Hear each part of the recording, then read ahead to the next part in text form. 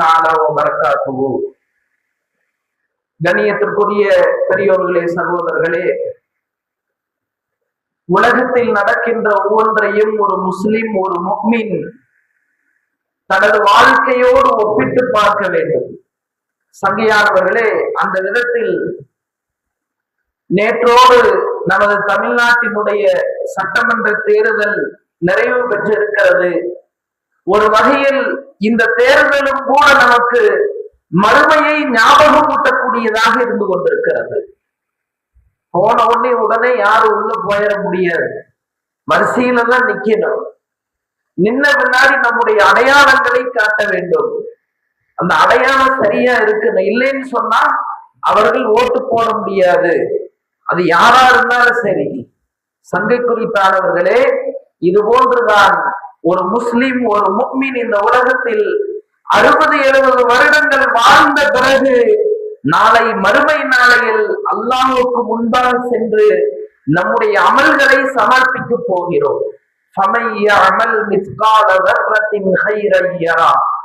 யார் ஒரு நன்மையோடு வருவாரோ அதற்குண்டான கூலியையும் பெற்றுக் கொள்வார். யார் ஒரு தீமையோடு வருவாரோ அதற்குண்டான தண்டனையையும் பெற்றுக் கொள்வார். நமக்கு முன்னாடி இருக்கிற அந்த அதிகாரிகள் நம்மை போன்ற அவர்களும் மனிதர்கள் தான். அவர்களுடைய கண்களில் இருந்தும் ஒரு பொய்யான விஷயத்தை காட்டி நம்ம தப்பிக்க முடியாது என்றிருந்தால், நாளை மறுமையுடைய நாளில் நாம் அல்லாஹ்வுக்கு முன்பாக நிற்க போகிறோம். அவன் நம்மை கணக்கு கேட்க போகிறான். அவனுக்கு முன்னால நம்ம தப்பிக்க முடியுமா? உலகத்துடைய மனிதர்களின் கண்களே இவ்வளவு ஆராய்ச்சி சிந்தனையோடு பார்க்கிறது என்றால், முழு உலகத்தையும் படைத்து பரிபாலிக்கிற ரப்புக்கு முன்னாடி நாம நிற்க போகிறோம்.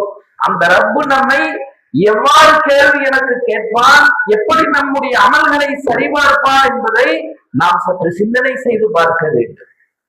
இன்னைக்கு ஒவ்வொரு வேட்பாளருமே, இன்னும் சொல்ல போனா நம்முடைய தமிழகத்தில் இருக்கிற ஒவ்வொரு மனிதர்களுமே அந்த ஏப்ரல் 4ஆம் தேதியை எதிர்பார்த்துட்டு இருப்போம். எல்லாம் ஓட்டு போட்ட சரி, இனி எந்த கட்சி ஆட்சிக்கு வரப்போகுது. இன்னும் நம்மை தாண்டி அந்த தேர்தலில் நின்ற வேட்பாளர்கள் தனது கட்சியில யார் தோத்து போனாலும் சரி, நான் தோற்றக்கூடாதுன்னு நினைப்பாங்க. அதற்காக வேண்டி எந்த எல்லைக்கெல்லாம் சென்றார்கள் என்று நாம் பார்க்கிறோம். ஒரு மாசம் அயராத உழைப்பு, வீட்டுல அவங்க சுகபோகத்தில் விதவிதமான உணவுகளை சாப்பிட்டவர்கள் இந்த ஒரு மாசம் அந்த தேர்தல் களம், தேர்தல் பிரச்சாரத்திற்காக தனது சுகபோகங்களை விட்டு விட்டார்கள். கிடைச்ச இடத்துல தூங்கிட்டு, கிடைச்ச விஷயங்களை சாப்பிட்டு எவ்வளவு ஒரு உழைப்பு, சாதாரண உலக விஷயத்திற்காக. இது என்ன, ஒரு 5 வருஷம் தான் இதில் ஜெயிச்சா, அடுத்த 5 வருஷம் மறுபடியும் தேர்தல். சங்கையானவர்களே, ஒரு 5 ஆண்டு கால வெற்றி, அதில் கிடைக்கிற ஒரு சில நன்மைகளுக்காக மனிதர்கள் பாடுபடுவதை, முயற்சி செய்வதை நாம் பார்க்கிறோம். மறுமைங்கிற அந்த வாழ்க்கை ஸ்டார்ட் ஆயிருச்சுன்னா அதற்கு முடிவு என்பதே கிடையாது. 5 ஆண்டு கால வெற்றிக்கே ஒரு மனிதன் இவ்வளவு பாடுபடுகிறான், இவ்வளவு முயற்சி செய்கிறான் என்று சொன்னால், முடிவே இல்லாத அந்த மறுமை வாழ்வினுடைய வெற்றிக்கு ஒரு மனிதன் எவ்வளவு முயற்சி செய்ய வேண்டும் என்ற சிந்தனையை நாம் சற்று சிந்தனை செய்து பார்க்க வேண்டும். அல்லாஹ் தஆலா குர்ஆனில் ஒரு இடங்களில், பல இடங்களில் அல்ல, மறுமையை பற்றி பல்வேறு இடங்களில் அல்லாஹ் சொல்லி காட்டுகிறான். நாளைக்கு மறுமையில ஒரு மனிதர் இந்த உலகத்தில் மறுமையை நம்பாமல் வாழ்ந்தவர். இன்னைக்கு முஸ்லிம்களே நிறைய பேர் அப்படி இருக்கிறாங்க. கபரு இருக்குதுங்க சொன்னா என்ன சொல்லுவாங்க, நீங்க போய் பார்த்துட்டு வந்தீங்களா?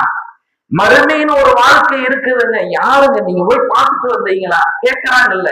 சங்கையானவர்களே, அல்லாஹ் தஆலா குர்ஆனில் சொல்லுகிறான், இப்படி மறுமையை பொய்ப்பித்தவர்கள், கபரை பொய்ப்பித்தவர்கள், நரக சொர்க்கத்தை நம்பாதவர்கள் நாளை மறுமை நாள்ல எல்லாத்தையும் பார்த்துருவாங்களாமா. பார்த்த பின்னால் அல்லாஹ்விடத்தில் மன்றாடுவார்கள். வலவு தரா இதில் முஜ்ரிமூன், பாவிகள் அன்றைய நாளில் அல்லாஹ்வுக்கு முன்பாக வந்து அவர்கள் அந்த மறுமையினுடைய எல்லா காட்சிகளையும் கண்டால், கண்டதற்கு பிறகு அப்ப உண்மையை நம்புவாங்க. அப்ப மன்றாடுவார்கள், ரப்பனா அபுசர்னா, எங்களது இறைவா, உலகத்தில் நாங்கள் மறுமையை நம்பவில்லை, இங்கு நாங்கள் எங்களது கண்களால் பார்த்து விட்டோம். வசமிஅனா, எங்களது காதுகளால் நாங்கள் கேட்டு விட்டோம். எங்களை இந்த உலகத்திற்கு திரும்பி அனுப்பிவிடு, நாமல் சாலிஹன் இன்னா மூகினூன், நல்ல அமல்கள் செய்து கொண்டு நல்லவர்களாக நாங்கள் திரும்பி வருவோம் என்று அல்லாஹ்வுக்கு முன்பாக வந்து கேட்பார்கள். சங்கையானவர்கள், எப்படி பசுமாட்டிலிருந்து கலந்த பால் திரும்பவும் மடியில் ஏறாதோ அது போன்று இந்த உலக வாழ்க்கை என்பது மனிதனுக்கு ஒரே ஒரு சான்ஸ் தான், ஒரே ஒரு வாய்ப்பு தான்.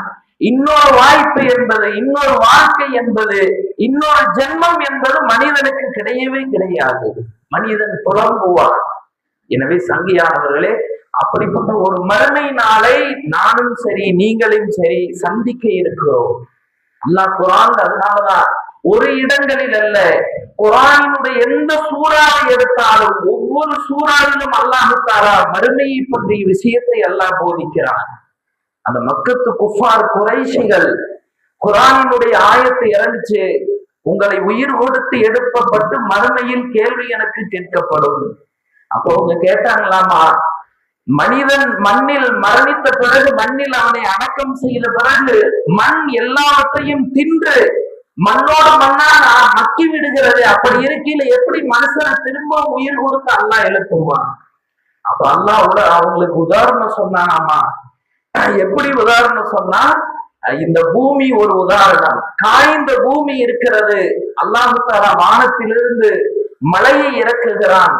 மழை பெய்ததற்கு பிறகு காய்ந்திருந்த அந்த பூமி பூண்டுகளை கொண்டு திரும்பவும் பசுமையாகி விடுகிறது. அந்த பசுமையானதற்கு பிறகு சில நாள் கழித்து மீண்டும் கடுமையான வெயில் அடிக்கிறது. பச்சை பசேர் என்று இருந்த அந்த புற்களும் பூண்டுகளும் திரும்பவும் காய்ந்து சருகாக ஆகி காற்றில் பறந்து மீண்டும் பழைய நிலையை அடைகிறது. மீண்டும் அல்லாஹ் மழையை தருகிறான். காய்ந்த அந்த வறண்ட அந்த பூமி மீண்டும் பசுமையாகி விடுகிறது. இது போன்றுதான் பூமியை, காய்ந்த பூமியை பசுமையாக்கிய பூமியை காய வைக்கிற அல்லாஹ்வுக்கு எப்படி முதல் தடவை மனிதனை எதுவுமே இல்லாமல் மண்ணிலிருந்து படைத்தானோ அந்த ரப்பு உங்களை மீண்டும் எழுப்புவான், எழுப்பி கேள்வி கணக்கு கேட்பான் என்று அல்லாஹ் தஆலா குர்ஆனில் உதாரணம் சொல்லி காட்டுகிறார். எனவே சங்கியானவர்களே, மறுமை நாளில் ஒவ்வொரு மனிதனும் ஒவ்வொரு முஸ்லிமும் சந்திக்க இருக்கிறோம். அந்த மறுமையுடைய அந்த வாழ்க்கையில் ஒவ்வொரு மனிதனும் தான் வாழ்ந்த அந்த 50 ஆண்டு கால வாழ்க்கை, தான் வாழ்ந்த அந்த 60 ஆண்டு கால வாழ்க்கைக்கு உண்டான அத்தனை விஷயங்களையும் அல்லாஹ்விற்கு முன்பாக சமர்ப்பிக்க வேண்டும். யாரும் வாழ்ந்த இந்த உலக வாழ்க்கையை, உலகத்தில் நாம் செய்கிற தவறுகளை, குற்றங்களை மற்ற மனிதர்களின் பார்வைகளை விட்டு மறைத்து விடலாம். ஆனால் நாளைக்கு மறுமையில அல்லாஹ்வுடைய பார்வையை விட்டும் நாம் வாழ்ந்த இந்த வாழ்க்கையில எதையும் மறைத்து விட முடியாது. அல்லாஹ் இன்னொரு இடத்துல குர்ஆன்ல சொல்றான், அந்த மறுமை நாள் எவ்வளவு அதிபயங்கரமானது. ஒரு கர்ப்பமான ஒரு பெண்மணி அந்த மறுமை நாளில் நின்று கொண்டிருப்பாள். அங்கு நடக்கிற கேள்வி எனக்கு, அங்கு நடக்கிற அந்த விஷயங்களை எல்லாம் பார்க்கிற அந்த பெண்மணிக்கு அவருடைய வயிற்றிலிருந்து அந்த சிசு, அந்த குழந்தை பிரசவம் ஆகிவிடும். அந்த பிரசவமான அந்த விஷயத்தை கூட அவள் உணராதவளாக அந்த மறுமையின் காட்சிகளை கண்டு அவள் மூர்ச்சையாக நின்று கொண்டிருப்பாள். குழந்தை பெற்றெடுத்த ஒரு பெண்மணி தனது கை குழந்தையோடு இருப்பாள். மறுமையினுடைய அந்த வாழ்க்கையை, மறுமையினுடைய அந்த காட்சிகளை பார்க்கிற போது அவள் தான் பெற்றெடுத்த அந்த குழந்தைக்கு பாலூட்ட மறந்து விடுவாள். இன்னும் சில மனிதர்களை நீங்கள் பார்ப்பீர்கள், எப்படி உலகத்தில் மது அருந்திய மனிதன் போதையில் அனைத்தையும் மறந்து இருப்பானோ அது போன்று சிலரை நீங்கள் போதையில் பார்ப்பீர்கள். அவர்களுக்கு அது மதுவினால் ஏற்பட்ட போதை அல்ல, மறுமையினுடைய காட்சிகளை கண்டவனால் அவர்களுக்கு ஏற்பட்ட மதி மயக்கம் என்று அல்லாஹ் தஆலா குர்ஆனில் சொல்லி காட்டுகிறார். சங்கியானவர்களே, இப்படிப்பட்ட காட்சிகளை எல்லாம் கொண்டதுதான் அந்த மறுமை வாழ்க்கை. ஒரு முஸ்லிம் கண்டிப்பாக அந்த மறுமைக்கு முகம் கொடுக்க வேண்டும். இன்னும் குர்ஆன்ல இன்னொரு இடத்துல அல்லாஹ் சொல்றான், யௌம யஃபிர்ருல் மர்உ மின் அஹீ. அந்த மறுமையினுடைய காட்சிகள் எவ்வளவு அதிபயங்கரமானது. ஒரு சகோதரர், ஒரு தாய் வயிற்றில் பிறந்த சகோதரர்கள் 2 பேர் ஒருவர் இன்னொருவரை கண்டு ஓடுவார். தாய் தந்தையர்கள் தங்களது குழந்தைகளை கண்டு ஓடுவார்கள். உயிர் நண்பர்கள், உலகத்தில் எல்லா நிலைமைகளிலும் ஒன்றோடு ஒன்றாக கலந்தவர்கள், சுக துக்கங்களில் பங்கு கொண்டு நாங்கள் எல்லாம் உயிர் தோழர்கள் என்று சொன்னவர்கள் எல்லாம் நாளை மறுமையில் ஒரு நண்பன் இன்னொரு நண்பனை கண்டு ஓடுவானாம். எதற்கு தெரியுமா?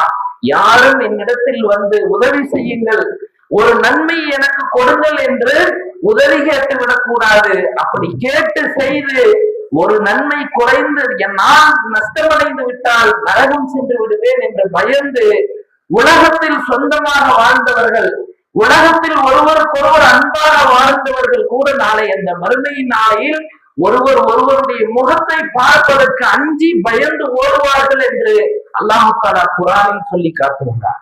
ஆக சங்கையானவர்களே, இந்த மறுமை வாழ்க்கை உலகத்துல நம்ம சாதாரண ஒரு 5 ஆண்டு கால இந்த விஷயத்துக்கு மனிதர்கள் செய்கிற முயற்சிகள், மனிதர்கள் போடுகிற போட்டி, அதுல நஷ்டம் அடைந்து விட்டால் அவர்களுக்கு வருகிற வருத்தம், அவர்கள் வெற்றி அடைந்து விட்டால் அந்த வெற்றியை கொண்டாடுகிற அந்த விதத்தை நாம் பார்க்கிறோம்.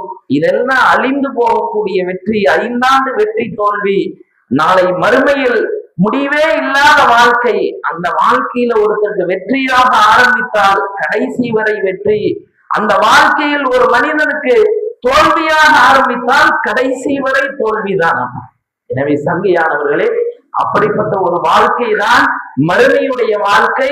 அந்த மறுமையுடைய வாழ்க்கையை ஒவ்வொரு முஃமினும் ஒவ்வொரு முஸ்லிமும் நம்பிக்கை கொள்ள வேண்டும். அதனாலதான் ஈமானுடைய விஷயங்கள்ல ஆமன்து பில்லாஹி, அல்லாஹ்வை கொண்டு ஒரு முஸ்லிம் ஈமான் கொள்ள வேண்டும். வமலாயிகத்திஹி, மலக்குமார்களை கொண்டு நம்பிக்கை கொள்ள வேண்டும். வகுதுபிஹி, வேதங்களை கொண்டு, வருசுலிஹி, உலகத்தில் வந்த நபிமார்களை கொண்டு ஈமான் கொள்ள வேண்டும். வல்யௌமில் ஆஹிர், மறுமை நாளை கொண்டு ஒரு மனிதன் ஈமான் கொள்ள வேண்டும். எனவே சங்கியானவர்களே, கபர் என்ற அந்த வாழ்க்கை இருக்கிறது, கேள்வி கணக்கு என்ற அந்த விஷயங்கள் இருக்கிறது, நாளை மறுமையுடைய நாளையில் சொர்க்கம் நரகம் என்ற அந்த விஷயங்கள் இருக்கிறது, மறுமை என்ற அந்த வாழ்க்கை இருக்கிறது. அதுதான் முடிவில்லாத வாழ்க்கை, அதுதான் உண்மையான வாழ்க்கை.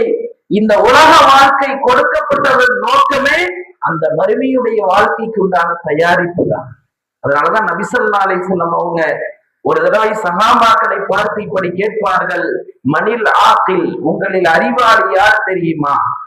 அப்ப சஹாபாக்கள் சொல்லுவாங்க, அல்லாஹு வ ரசூலுஹு அலம், அல்லாஹும் அவனுடைய தூதரும் தான் அறிவார்கள். நபி ஸல்லல்லாஹு அலைஹி வஸல்லம் சொல்லுவாங்களாமா, யார் இந்த உலகத்தில் இருந்து மறுமைக்காக வேண்டி தயாரிப்பு செய்வாரோ அவர்தான் சிறந்த அறிவாளி.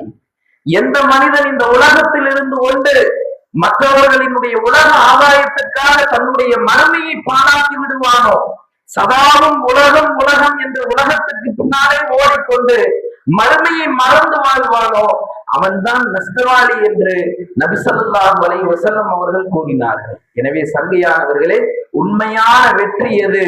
குர்ஆன் அல்லாஹ் தஆலா சொல்றார், ஃபமன் ஸுஹ்ஸிஹ அனின் நாரி வ உத்கிலல் ஜன்னத ஃபக்கத் ஃபாஸ். யார் நாளை மறுமையுடைய நாளையில் நரகத்திலிருந்து தப்பித்து சொர்க்கத்தில் யார் நுழைந்து விடுவாரோ அதுதான் உண்மையான வெற்றி.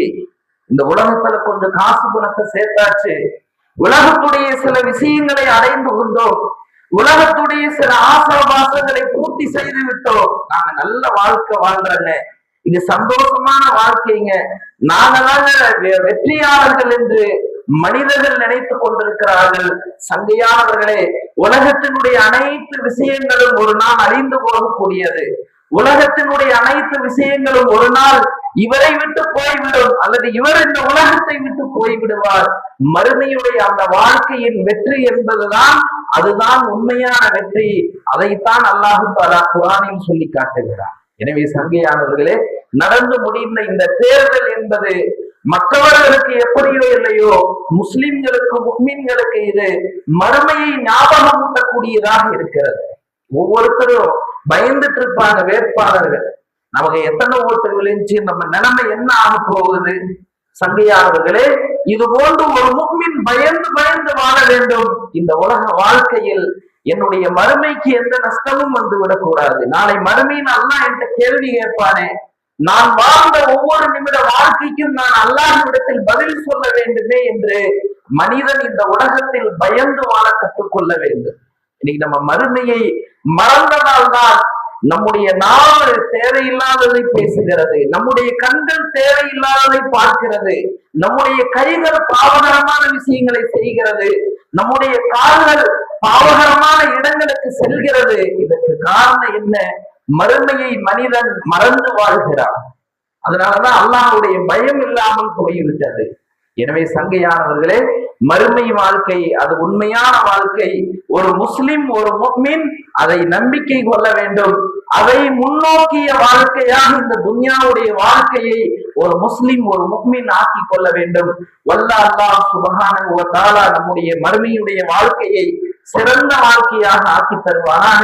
இந்த உலகத்தில் வாழக்கூடிய கொஞ்ச கால இந்த உலக வாழ்க்கையில் மறுமைக்கு தயாரிப்பு செய்யக்கூடிய நல்ல நன்மக்களாக அல்லாஹ் தஆலா நம் அனைவரையும் ஆக்கி அருள்வானாக.